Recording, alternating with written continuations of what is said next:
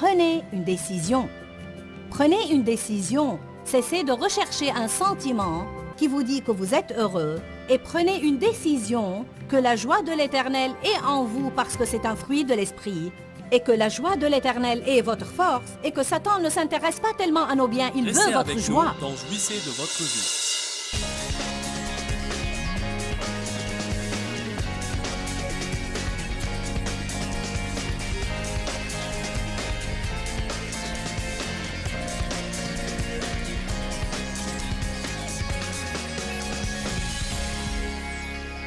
Je sens dans mon cœur que Dieu m'a donné un nouveau centre d'intérêt, un nouveau mandat sur lequel il veut que je me concentre pour une bonne période de temps.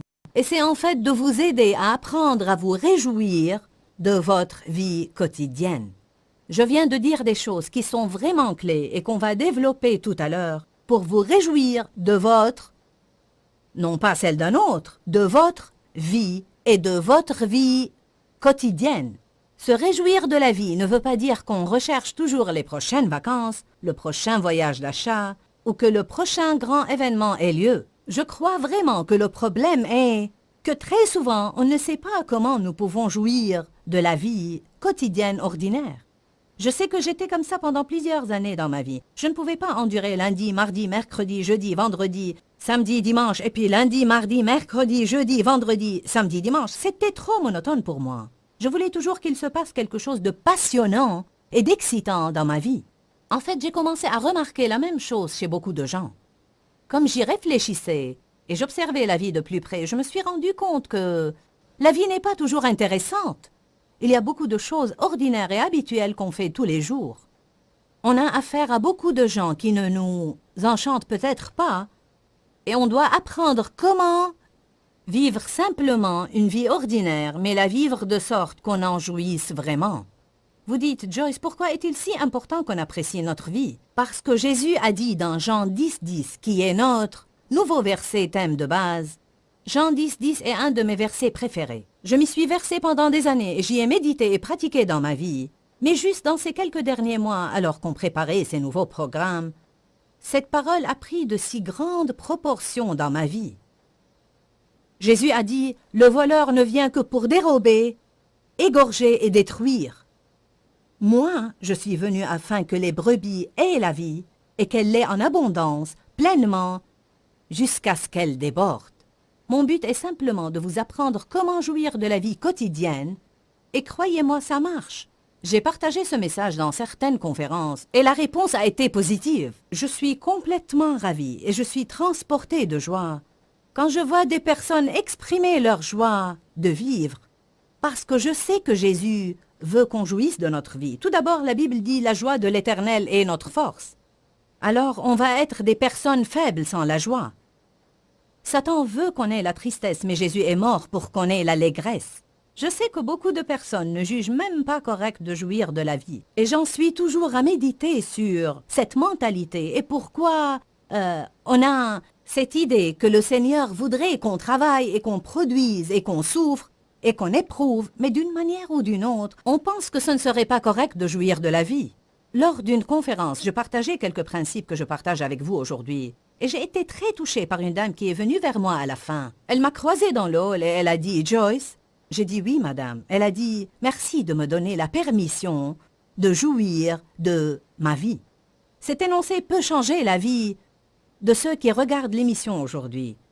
Je vous donne la permission, par la parole de Dieu, je vous annonce simplement que c'est parfaitement correct que vous appréciez votre vie. Ceci dit, je ne parle pas d'une vie qui est une vie égoïste, une vie égocentrique, où vous faites ce que vous voulez et comme vous le voulez tout le temps. Si c'est votre idée de jouir de la vie, alors on n'a pas le même point de vue. Notre point de vue est différent. Non, jouir de la vie, c'est de pouvoir faire la volonté de Dieu avec joie, même si ça nous appelle à sacrifier quelque chose que j'aurais voulu faire, afin de faire quelque chose pour quelqu'un d'autre. Jouir de la vie veut dire suivre la direction de l'Esprit Saint et de faire avec joie ce que l'Esprit Saint nous demande de faire, parce qu'on le fait pour le Seigneur. Je n'apprécierai pas que lorsque l'un de mes enfants fait quelque chose pour moi, il le fait avec une attitude qui dit « je vais le faire parce que je dois, mais malgré moi ». Je ne pense pas que Dieu l'apprécie non plus, je pense que ce qu'on fait pour lui, on doit le faire avec joie. Et je crois qu'en tant que ministre de l'Évangile, si je vais servir Dieu, je dois le faire avec joie. Ça ne veut pas dire que je ne vais jamais avoir un mauvais jour, ou je ne vais jamais devoir résister une mauvaise humeur, ni que je vais être en état d'hilarité absolue tout le temps. Mais ça veut dire que je prends une décision de ne pas vivre selon mes sentiments. Et je décide que je vais jouir de ma vie parce que Jésus a dit que le voleur ne vient que pour dérober, égorger et détruire. Moi, je suis venu afin que les brebis aient la vie et qu'elle l'ait en abondance, pleinement, jusqu'à ce qu'elle déborde. C'est intéressant d'imaginer même que quelqu'un doive se tenir devant vous et vous dire « Je vous donne la permission de jouir de votre vie ». Je pense que beaucoup de personnes ne savent même pas comment y arriver en fait. Vous devez avoir l'équilibre. Il y a un temps pour rire et un temps pour pleurer, un temps pour travailler et un temps pour jouer. La Bible dit dans l'Ecclésiaste qu'il y a un temps pour toute chose. Jouir de la vie, ça ne veut pas dire rire bêtement de tout et d'être un petit évaporé et ne jamais être sérieux à n'importe quel sujet.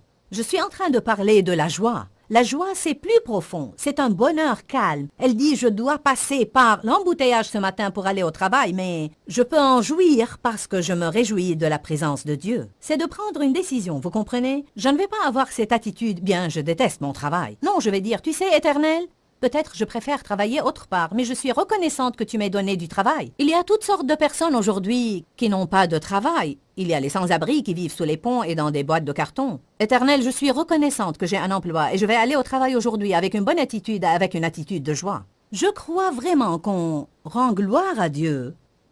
Je crois qu'on honore le Seigneur Jésus-Christ et on honore la puissance du Saint-Esprit en nos vies quand on prend une décision par égard au Christ de bien jouir de notre vie, la vie qu'il nous a donnée lui-même. En réalité, pour des années, j'ai voulu la vie de quelqu'un d'autre, j'ai voulu ressembler à quelqu'un d'autre, j'ai voulu avoir les talents que quelqu'un d'autre avait, j'ai voulu avoir les dons que les autres avaient, et j'ai dû apprendre à cesser de me comparer aux autres personnes. J'ai dû apprendre à cesser de convoiter ce qu'ils ont. La Bible dit « tu ne convoiteras point ». C'est un commandement auquel on doit prêter attention. Ça signifie ne même pas vouloir ce que quelqu'un d'autre a. Il y en a qui regardent l'émission, qui ont beaucoup de jalousie et de convoitise dans leur vie. Vous avez beaucoup de concurrence, vous avez beaucoup de comparaisons, et vous pensez bien, si j'avais ta voiture, je serais heureux, si j'avais ton conjoint, je serais heureux, si j'avais ton argent, je serais heureux. Mais vous n'avez pas ce qu'ils ont. Vous avez ce que vous avez. Prenez une décision aujourd'hui, de vous réjouir de votre vie au point où vous en êtes en chemin vers là où vous allez. Je crois franchement que si l'on n'est pas heureux là où on en est, on n'arrivera jamais, jamais, jamais à l'étape suivante où nous voulons être. Je veux m'assurer que vous comprenez bien cela, car c'est une parole appropriée pour quelqu'un. Vous dites quand ceci ou cela, je me réjouirai. Non, dès maintenant, vous devez jouir de la présence de Dieu dans votre vie. Philippiens 4,6 dit, ne vous inquiétez de rien. Mais en toute chose, par la prière et la supplication, avec action de grâce, faites connaître vos demandes à Dieu, et la paix de Dieu qui surpasse toute intelligence gardera vos cœurs et vos pensées en Jésus-Christ. Donc, la Bible dit, ce dont vous avez besoin, n'en soyez pas inquiets, n'essayez pas de le faire se produire, demandez-le à Dieu, mais demandez-le avec une attitude de gratitude. Ça veut dire que si je vais prier et demander à Dieu autre chose, je dois être déjà reconnaissante pour ce que j'ai. Et la gratitude fait partie de cette attitude reconnaissante et joyeuse qui dit, Dieu, je me réjouis de ma vie, j'apprécie ce que tu as fait pour moi.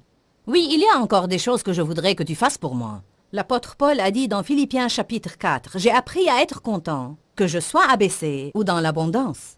Je suis satisfait au point où je ne suis pas dérangé quel que soit l'état où je me trouve. » Paul ne disait pas qu'il ne désirait aucun changement ou ne souhaiterait rien d'autre. Vous pouvez désirer des choses, mais vous devez être heureux là où vous en êtes. Je pense qu'on laisse souvent tous nos rêves et tous nos projets d'avenir voler notre présent. Pour être franche avec vous, j'y ai succombé même au sujet de ma vision pour ce ministère. En fait, je voulais tant servir à temps plein et je voulais que mon ministère se développe à tel point et je voulais tellement aider les gens que j'ai laissé le désir de ce que je voulais, avoir, mais que je n'avais pas encore me dérober mon présent. J'espère et prie vraiment pouvoir vous communiquer que peu importe ce que vous espérez pour l'avenir, ne le laissez pas devenir une convoitise dans votre vie. Ne le voulez pas tellement que vous ne pouvez pas être heureux sans. Quand on parle de la convoitise, on ne parle pas simplement de la concupiscence sexuelle. Vous pouvez désirer quoi que ce soit au point où vous dites ou pensez ou sentez « Mince alors, si je n'ai pas ça, je ne peux absolument pas être satisfait. » Le savez-vous, c'est un mensonge du fond de l'enfer. Vous pouvez décider. C'est ici la journée que l'Éternel a faite. Quel soit notre bonheur et notre joie. Voici un enseignement que j'ai fait lors d'une conférence sur jouir de votre vie quotidienne. Je veux que vous écoutiez ça maintenant, puis je reviendrai et partagerai un mot de clôture. Jean chapitre 10, verset 10 dit « Le voleur ne vient que pour une seule raison, pour voler, égorger et détruire. » Voler, égorger et détruire, voler, égorger et détruire. Mais Jésus annonce « Je suis venu », je dirais en opposition directe à l'ennemi, afin que vous puissiez avoir et jouir de la vie. Dites tous, je suis censé me réjouir de ma vie. Dites-le encore. Maintenant, dites-le différemment. Je suis censé jouir de chaque moment de ma vie.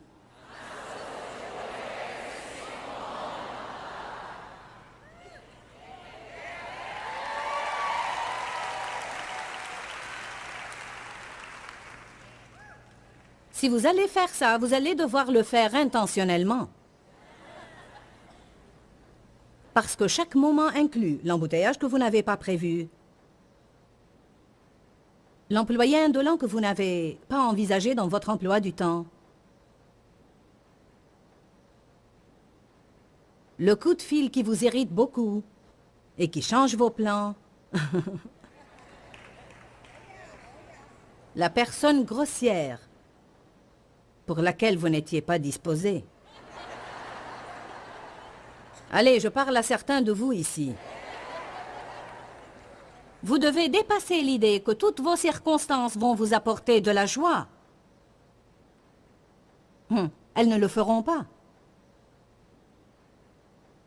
Mais vous avez la puissance de l'Esprit Saint pour vous réjouir d'une joie merveilleuse et glorieuse. De quel genre est cette joie? C'est en fait une joie que vous avez sans aucune raison. On vous demandera, pourquoi êtes-vous si joyeux? Dites, que Dieu soit béni. Tout simplement parce que Jésus est vivant. Allez, c'est conséquent et important ce qu'on dit aujourd'hui. Pourquoi êtes-vous si joyeux? Pourquoi êtes-vous toujours souriant? Tout simplement parce que je suis sauvé et Jésus est vivant. Et je suis vivante et parce que j'ai de l'espoir. Quelles que soient les circonstances de la vie, j'ai de l'espoir. Savez-vous comme c'est précieux d'avoir de l'espoir? Est-ce que vous connaissez la valeur, à l'époque où nous vivons maintenant, de ne pas avoir à vivre tout moment dans la crainte? La grande valeur de pouvoir dire « Gloire à Dieu, je peux encore prendre l'avion sans anxiété. Je peux ouvrir mon courrier sans avoir peur. »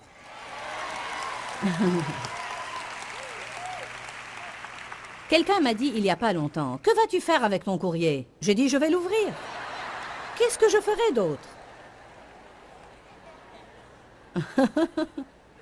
Que vas-tu faire avec tes voyages? Je vais toujours prendre l'avion. Si je n'avais plus qu'un seul jour à vivre sur Terre, je refuse de le vivre dans la crainte.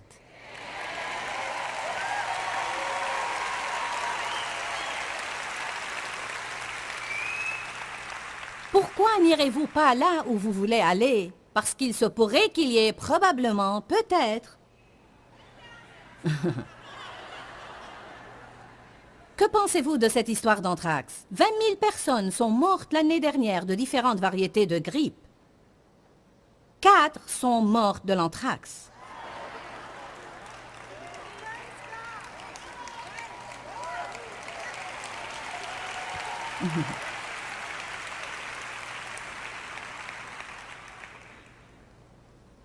Combien de milliers ont été tués dans des accidents de voiture, Dave?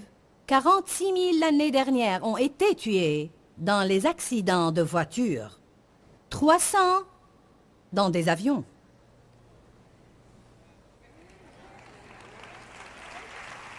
Allons donc, vous n'allez pas croire ces histoires. On est si dramatique à propos de tout. Oh! Je me demande quels esprits mauvais sont à Jacksonville.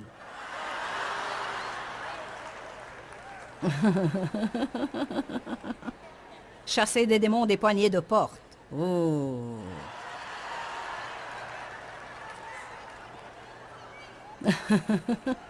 Quand Jésus a voulu prêcher, il a prêché et les démons sont partis.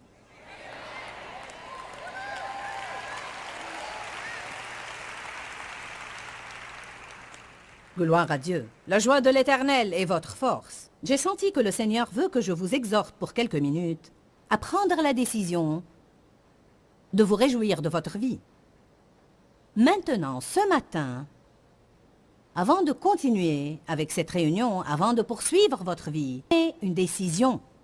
Prenez une décision. Cessez de rechercher un sentiment qui vous dit que vous êtes heureux et prenez une décision que la joie de l'Éternel est en vous parce que c'est un fruit de l'Esprit et que la joie de l'Éternel est votre force et que Satan ne s'intéresse pas tellement à nos biens, il veut votre joie. S'il tient votre joie, alors vous êtes faible et vous ne pourrez pas le vaincre. Si vous êtes venu pour n'entendre rien d'autre que ceci, ça valait la peine. Parce qu'il y en a beaucoup en chemin vers le ciel, mais pas beaucoup qui jouissent vraiment du parcours. Le monde n'a pas besoin de voir un ramassis d'individus tristes avec un autocollant au pare-choc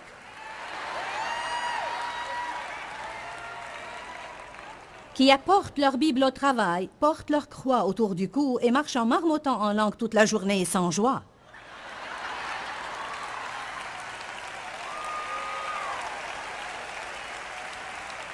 La Bible dit que votre lumière brille.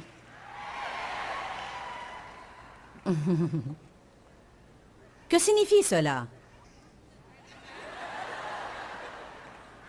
Allumez la lampe là-dedans. Eh bien, comment je peux me réjouir de la vie quand j'ai un mari non sauvé? Il y en a des millions comme toi. Comment jouir de la vie? Je dois perdre 15 kilos. Combien de personnes ici voudraient perdre un peu de poids?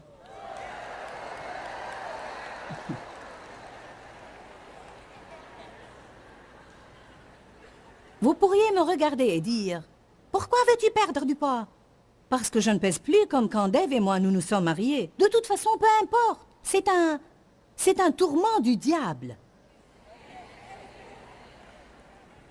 Je n'ai pas la ligne qu'ont les filles qui font les couvertures des magazines. Elles ont toutes 17 ans et elles n'ont pas le moindre défaut. Pas un brin de graisse sur le corps, mais elles n'ont pas eu 4 enfants.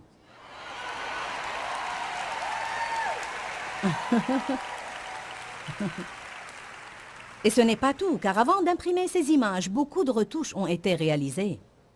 Vous pourriez paraître bien jolie vous-même, si c'est le bon photographe qui vous prend en photo.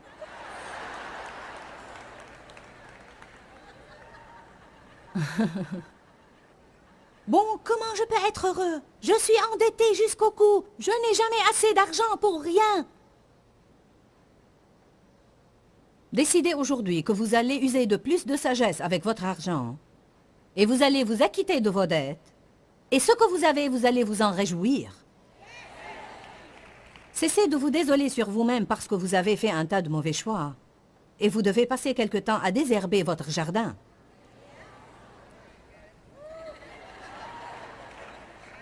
Allez maintenant. Comment je peux être heureux avec toute cette pagaille dans le monde d'aujourd'hui? Parce que vous êtes dans le monde, mais vous n'êtes pas du monde. Vous êtes assis dans les lieux célestes en Jésus-Christ. Vous n'êtes même pas vraiment ici de toute façon. Vous êtes juste des étrangers et des voyageurs sur la terre, comme le dit la Bible. Ne défaites pas vos valises et ne vous installez pas à garder votre valise bouclée, parce que la trompette peut sonner à tout moment.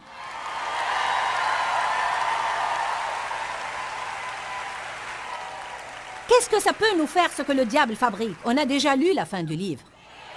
Qu'est-ce que ça peut me faire? On a lu la fin du livre.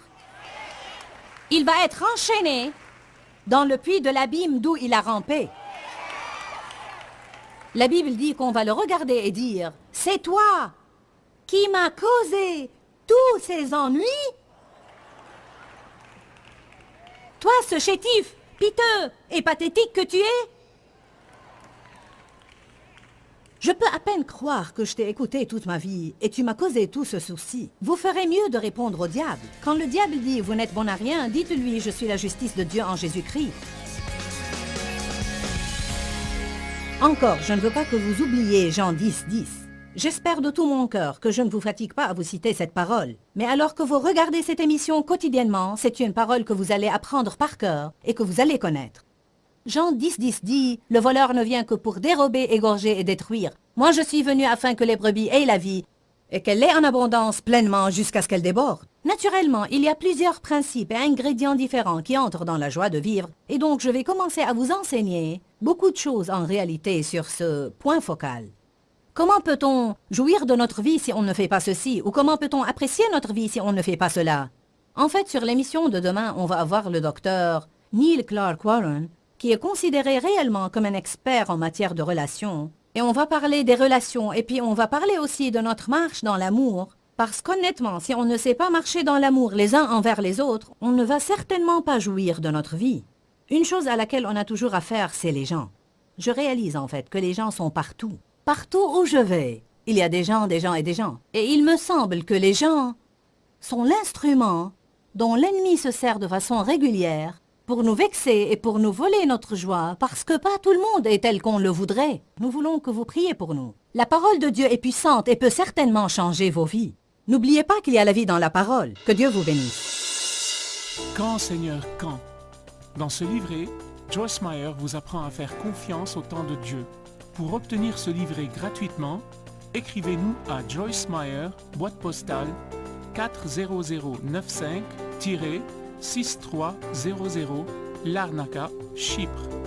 Ou bien visitez notre site web www.joycemeyer.org/fr.